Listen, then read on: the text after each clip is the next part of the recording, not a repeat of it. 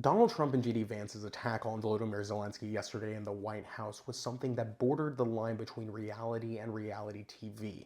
It was such an absurd display of some of the most childish bullying I've ever seen in the world. But more importantly, it showed a disgraceful disregard for any sense of norms, balance, rules, or any systems in place that governed the behavior between states. Yesterday amounted to effectively the death of American diplomacy. We need to understand that Trump sees himself as interchangeable with the idea of the American state. Trump is the state in his head. This is the fascist concept that the leader is the voice, the spirit of the nation embodied. And Trump sees himself as literally the US. There is no difference between talking about the United States and talking about Donald Trump himself.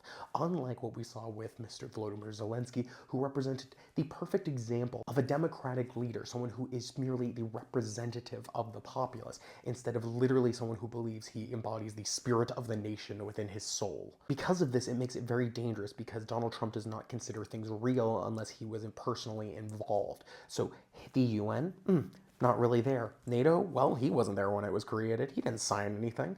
These decisions that were made in treaties, well, he didn't sign those treaties. And sometimes, even when he did, for example, the deal with Mexico and Canada, the trade deal he signed himself that he said was the greatest deal ever, he is against his own past self and thinks it's terrible now. And apart from the fact that this man has a tendency to change his mind constantly and change his mind consistently, it makes it so other countries and institutions can't do anything around him. It effectively paralyzes other systems of international relations because the US cannot be trusted to do anything it says it's going to do or hold any position for longer than Donald Trump's attention span. If we understand this, we can see why Emmanuel Macron going to the US or Keir Starmer going to the US, offering nothing, leaving with nothing, was a complete waste of time. Because at the end of the day, it doesn't matter if Donald Trump personally likes you or has a good time with you. He will screw you over for his own personal gain or because he's angry or because of any other reason.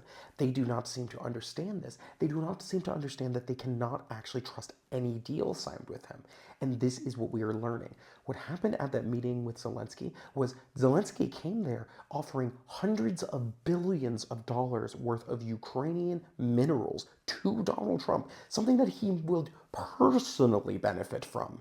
And what did Donald Trump do instead? He decided it was more important to make Zelenskyy look like a little child or to demean him in public. No, he didn't care even about the material thing at that point. He cared more about making the show and proving he was a big boy in front of all the crowd and all the cameras. We also have to understand how Trump views loyalty. He will see European countries and leaders and institutions standing up for Zelenskyy in Ukraine and view that as a personal attack against him and what he has said. And you are already seeing that with the right-wing influencers and also people like JD Vance on the internet. The allies of the United States have to understand that we are alone. We are alone and no one is coming to save us.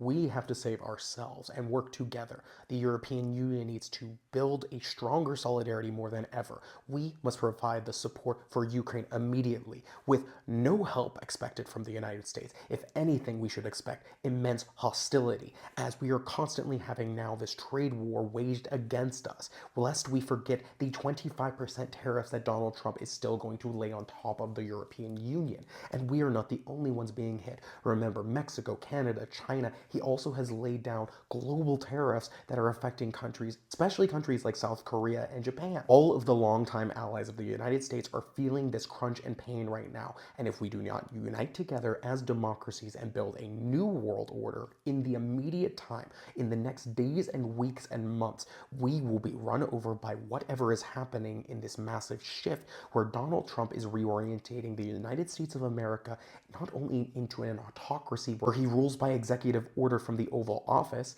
but also in tandem with a growing pact and alliance with the Russian Federation's president, Vladimir Putin, and him carving up the world in this new age of imperialism and colonialism. This is also why I've been advocating heavily for a total boycott of American goods and services by people outside of the US. It is important to make their economy hurt and hurt in a big way. This doesn't mean just your individual spending.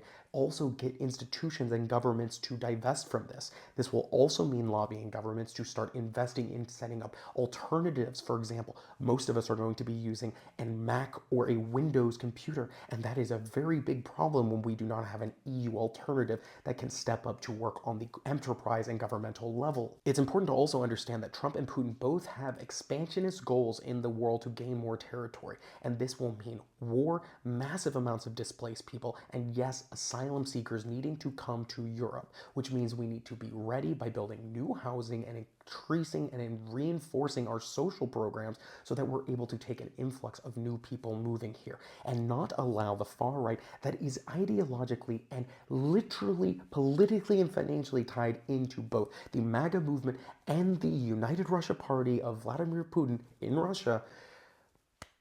We need to not allow them to seize control of our politics, which makes us focus on dismantling some of the most amazing post-war innovations in our democracies, the literal international asylum system. We also need community, both online and offline. You need to join political parties and join your trade unions. It is vital that you organize and be organized in active politics. And also, Europeans in the EU can come together and help to boost creators in the EU, especially ones trying to promote education about democracy and politics and history and all of these topics, and also come together in communities like the Eurotalk groups. This is another area where people are coming together and realizing they have something in common together outside of the big behemoth that is the United States and the huge amount of space it takes up in lots of our discourse online. This world is much more dangerous and the future looks significantly more dark, but more important, we have to understand the possibilities are still endless. Good things can still occur, and there will be a time after this immediate era that we will want to build and make better. We must do this by learning to stand on our own 2 feet and leaving behind the American century that has led us here to Donald Trump and this chaos that is consuming the world day by day. Now do some engagement or else no one's going to see it and I'm not going to get paid. Thank you.